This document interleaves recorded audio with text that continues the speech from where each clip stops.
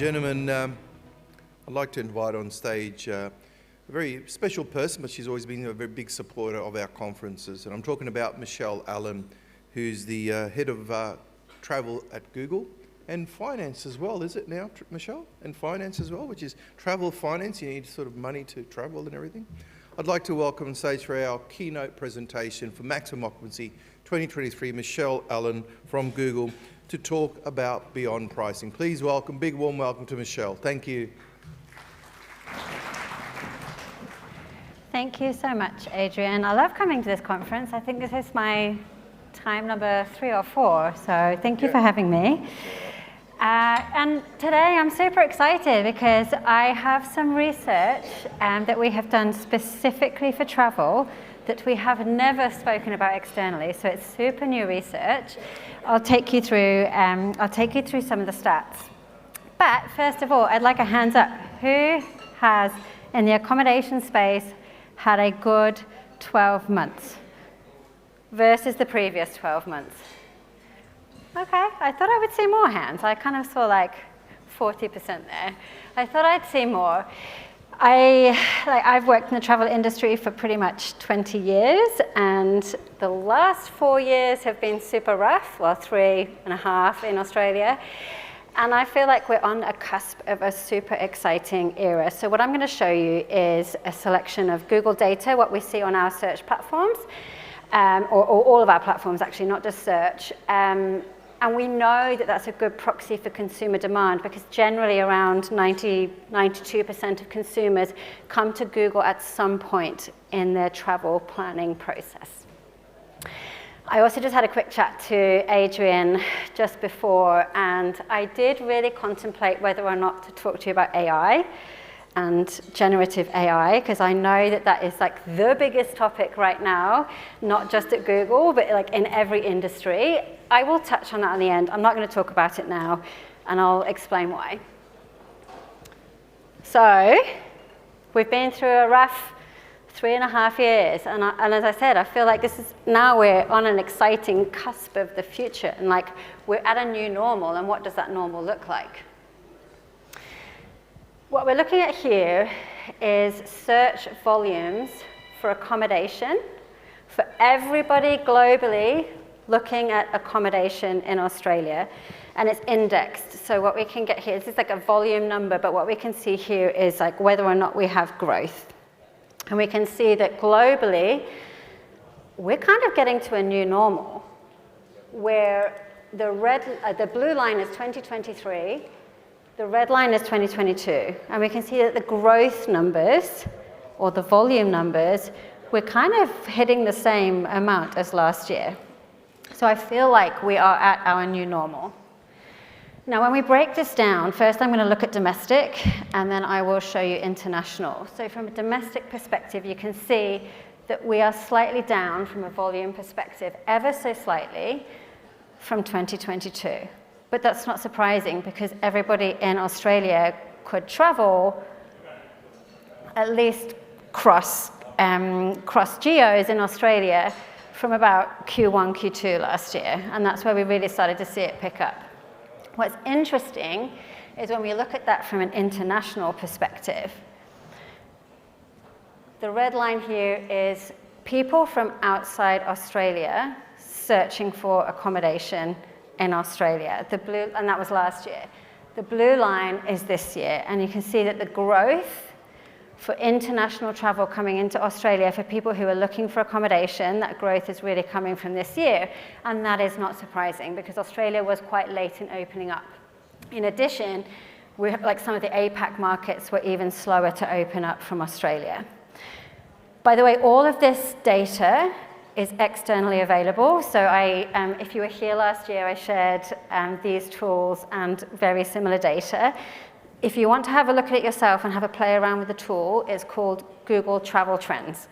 You can have a look at, and you can search by market, you can search by flights and accommodation. It's a really useful tool to get a proxy for what consumers are looking at, where the growth is coming from. So, going to where the growth is coming from. I thought it would be interesting to have a look. If the growth in accommodation interest is coming from international, which markets are they coming from? And we can see that the highest growth markets for people interested in coming to Australia is from the US, the UK, and unsurprisingly, New Zealand. New Zealand always features. The good news about that is that usually those that come from overseas have longer stays. They stay here for longer, they spend more, and we're seeing significant growth from these markets. I have some research, I don't have all the time, I don't have global research, but I have some research specifically from Europe. I was at a conference, a Google conference 2 months ago, a month and a half ago in Dublin, and they gave me some really great stats about what the European travel demand was. And since the UK is number 2 on this list, I thought I would share it with you. So this actually comes from the European Travel Commission. 72% of Europeans are planning to travel during European summer. Obviously for Australia it's slightly different for us because we have our peak season over Australian summer, but that makes sense. 72% of Europeans will travel between European summer, in European summer. Leisure is the primary reason for travel. Again, not surprising when we look at the statistics from before COVID. It is down 7% versus 2022, but to me that's not surprising because Europe, they didn't have the same travel restrictions that we did, and they were traveling the whole time. So a slight decline is not concerning to me.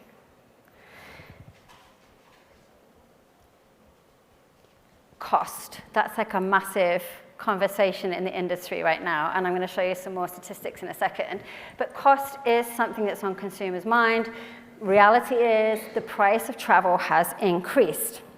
However, 75% of Europeans plan to spend the same or more in travel this year than 2022. So that's good news. People want to spend more on travel. When we look at Australia, we have an even higher number. 90% of Australians plan to travel in 2023, either domestically or internationally. Aussies, I am an Aussie, even though I sound English, I am English, but I'm also an Aussie. 90% of Aussies plan to travel in 2023. Primary reason, again, slightly higher than Europeans, but primary reason is that leisure travel. And 60% of those Aussies plan to spend more on travel than they did pre the pandemic, which is good news because it's actually more expensive to travel right now than it was pre-pandemic. So let's talk about the cost because it is more expensive. It's more expensive from car rentals, restaurants, hotels, and flights. I have seen flight prices come down since January. There was an ACCC report in January, actually, that spoke to the fact that load factors were slightly going down, the competition's increasing, and so it's a good sign that price hopefully will continue to come down. But I'm sure, as all of you have probably experienced in your own personal travel, is that it is more expensive to travel now than it was pre-pandemic. But what is really interesting is like we've seen, I showed you a couple of stats, people still want to travel, they're prioritizing travel. And this is really interesting, this is an Australian stat where we're looking at travel searches on Google platforms, and we're looking at that versus people taking out loans specifically for travel. And you can see that they are very, very highly correlated. So even though there's lots of talk about concern over cost of living, people are prioritizing travel, and they're even taking out loans to travel. But it doesn't mean that that booking is necessarily guaranteed, and I'm going to talk about that in a second. So consumers are reevaluating value. Cost of living has gone up in most aspects of our lives, our rent, interest rates, like so many things. Consumers are being cost conscious. This is an Australian stat. 53% of people say that they are now only buying the essentials. The good news is that travel is actually considered an essential because we were deprived of it for 2.5 years. 45% of people are more nervous, they feel less confident about making a large purchase. What does that mean? That means that they research and evaluate more before actually making that purchase. 3 out of 5 Aussies, goes to the concern, feel like they're nervous about making the wrong decision. And so what does that mean from a travel perspective? The good news is we know people want to travel, they're prioritizing it, they're willing to take out loans to travel, but they are more concerned and more focused on whether or not what they spend is the right way to spend their money. So this confidence gap, nervousness versus desire, consumers are working harder before they make their purchases. 61% are reassessing where they spend their money. 65% are considering more brands. They're searching more. They're evaluating more. 76% researching more.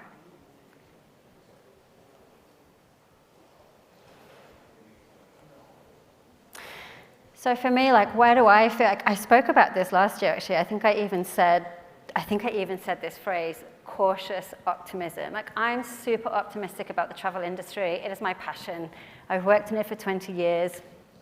The travel industry brings people life experiences, and that's what people crave, especially after post-COVID. So I feel optimistic, but I feel like we have to be conscious that consumers are nervous, a bit concerned. And so what does that mean? Like, as travel sellers, how many people in here are accommodation sellers? Whether it be a direct hotel, yeah, most.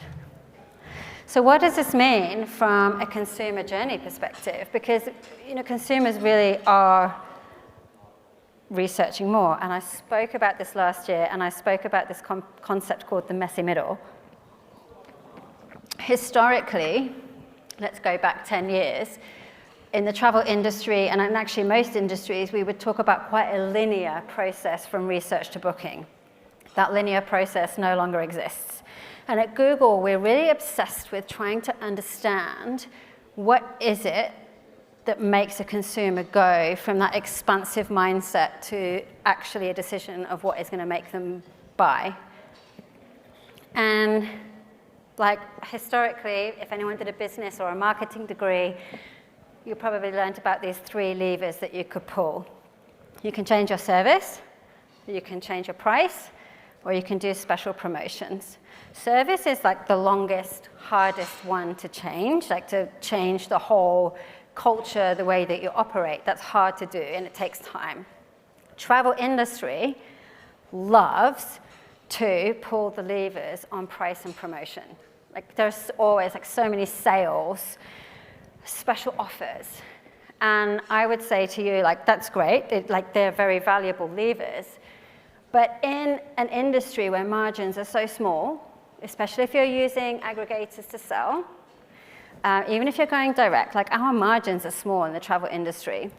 So what can you do to try to, like, they have their place, but try to limit just focusing on price and promotion?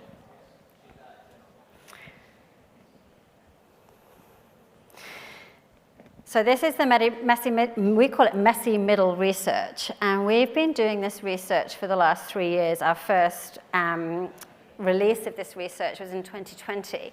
And historically, 2020, 2021, 2022, we focused on retail, which is like, it's relevant. We can relate that to the travel industry. But this year, so I'm super excited, it's the first year that we got budget to specifically look at the travel industry and what it is that triggers consumers to buy or switch brands when they're going through that purchase journey. So if you weren't here last year, I'll just quickly touch on this. I mentioned it a second ago. It is not a linear journey anymore. consumers will do a lot more research than they ever did before. The trigger is, I need or I want. And then consumers go through this cyclical process, expansive, researching, reductive, making decisions. And that can happen several times before they actually make a purchase decision. So as a travel seller, the question is, like, how can we influence that expansive, reductive stage so that essentially the purchase comes to you? Like, what is it that will trigger consumers? What do they care about so that they come to you?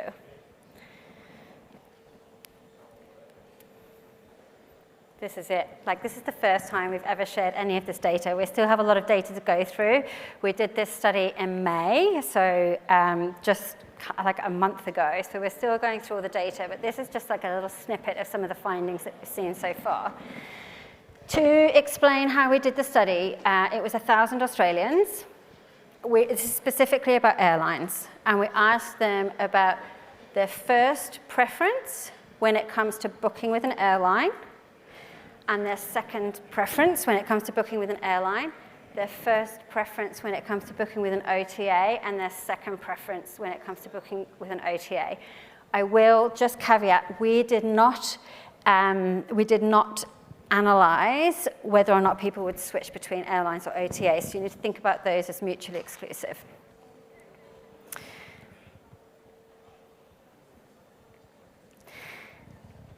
So what we found is that, in general, people are more loyal to the flights that they buy versus where they buy it from.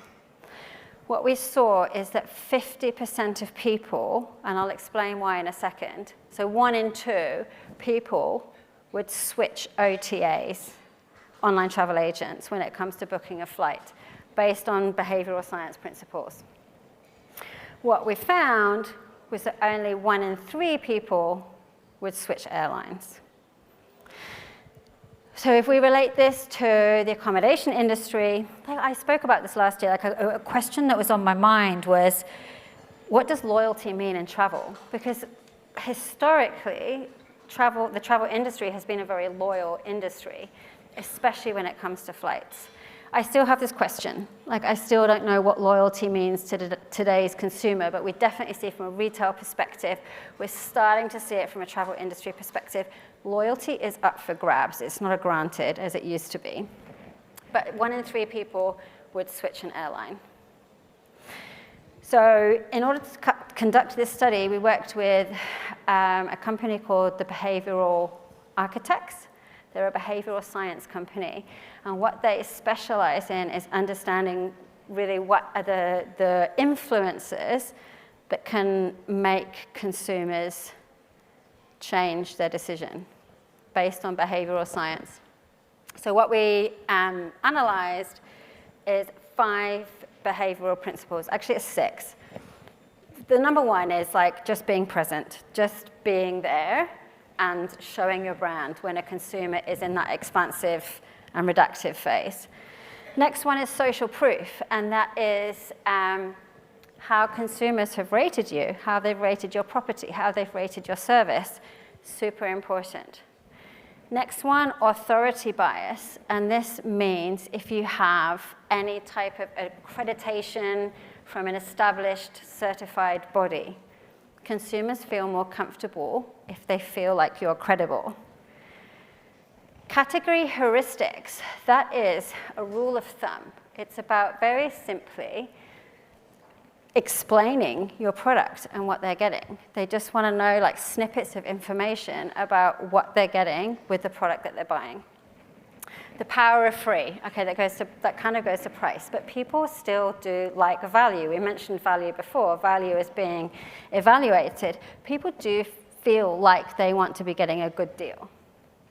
And also risk aversion, and this is something that has come since COVID. People still are concerned, based on what happened during COVID, about whether or not what their cancellation policy is or what they might forfeit. People do really value that.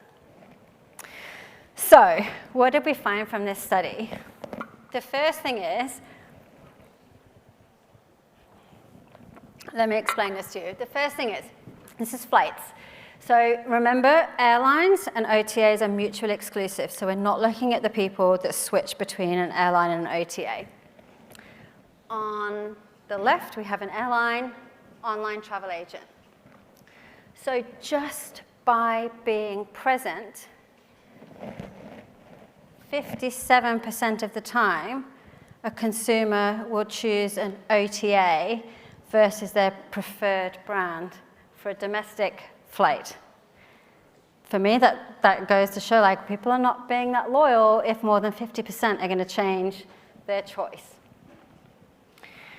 It does seem like people are more loyal when it comes to booking directly. You can see like the light yellow is bigger in the OTA. It's less in the airline direct. It goes to show that it indicates that people are more loyal when they book direct with a brand versus an OTA, an online travel agent, or an aggregator. We also see that people are less likely to switch if they book an international flight via an OTA. So it's like that complexity of the booking. It seems like consumers are less willing to take a chance on a different brand than their first choice if it's complex. So then what we looked at when we start to include some of these behavioral science principles, we start to see a lot more switching behavior. So even from like an airline and an online travel agent perspective, we see more switching behavior. In this, we tested 3 behavioral science principles. Number 1 was just like being present when somebody is searching or looking for a particular product or destination.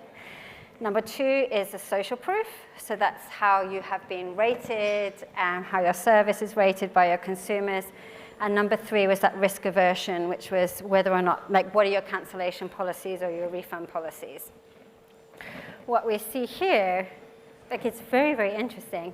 People start to become a lot less loyal and ready to switch when you start applying these behavioral science principles, even when it comes to airlines. So basically 50% of people would switch airline once these behavioral science principles are applied.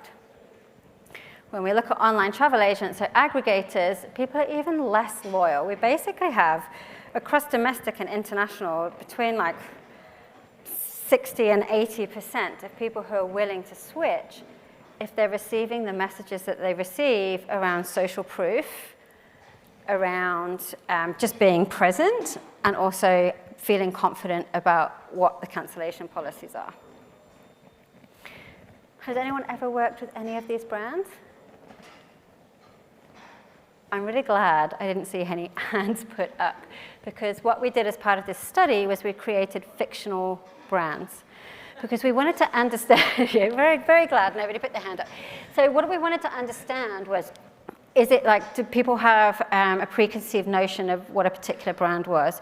What we wanted to understand was, based on behavioral science principles, if you 100% take the brand loyalty away, because these are totally made up brands, how would consumers react?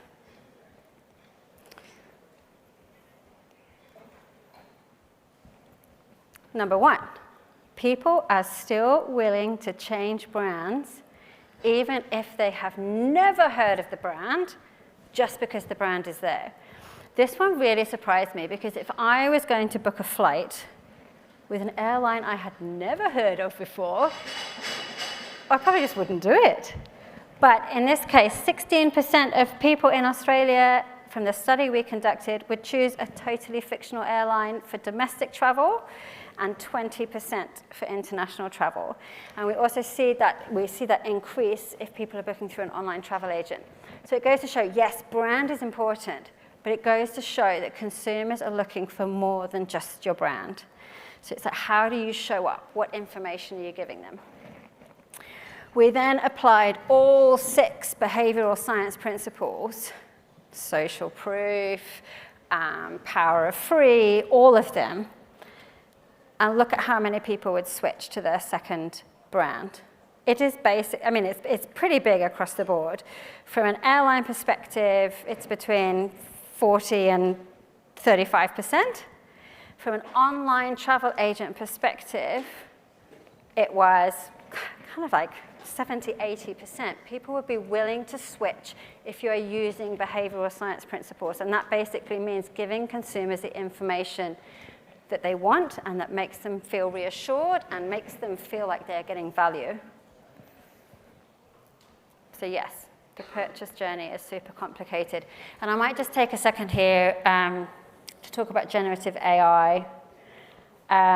It is the biggest topic, ChatGPT, Google's Bard, like everyone is talking about it. I would urge all of you, don't get swept up in this. Everybody is talking about it. Like, focus on the basics first. I know that Adrian said that he made everyone at the beginning of the session log onto their phone and pass it to the person next to them to see what the booking process was like. I don't talk about the booking process, mobile site speed, mobile experience, app experience anymore.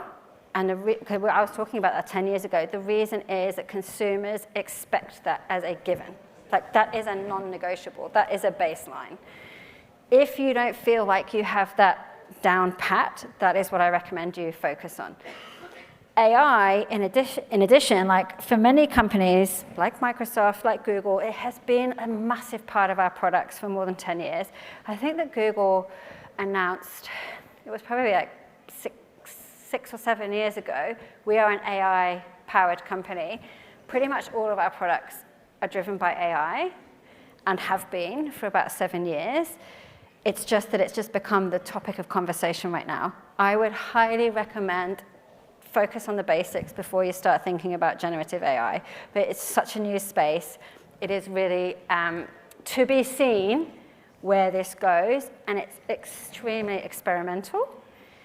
And having worked in travel for a long time, a lot of travel companies, travel sellers, travel providers are nervous about experimenting. I'd say if you don't have those fundamentals down pat, don't think about generative AI yet. It's got a way to go. All right, so back to the behavioral science principles. These are the 5 that we tested, include in that, so actually 6, just the power of being present and being seen when customers are in that research journey. So important. Have a think about them. Are you using these in your messaging? Are you telling consumers what it is that they are actually looking for? I'll just say, like, be present, be there, be compelling. I am super excited about the travel industry. We know that people have such a passion for travel. I still do have questions about loyalty. I'm still going to be researching into that. I do think like loyalty is up for grabs, not just in travel. Consumers are willing to change, and I think that based on what a definition of value is and the concerns with cost of living, be present, be compelling. I think people will still continue to travel. Thank you.